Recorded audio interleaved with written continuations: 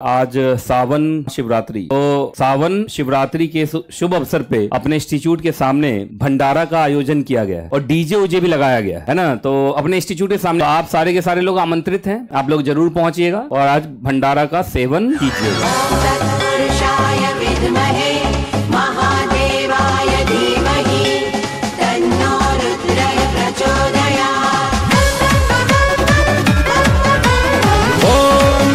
शिवाय ओम नमः शिवाय ओम नमः शिवाय ओम नमः शिवाय